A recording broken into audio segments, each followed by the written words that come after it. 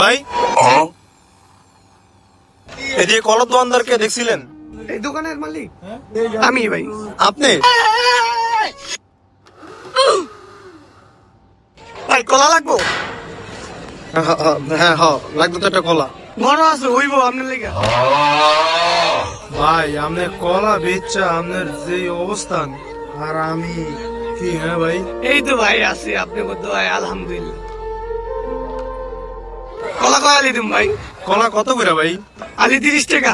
ভাই 25 টাকা না?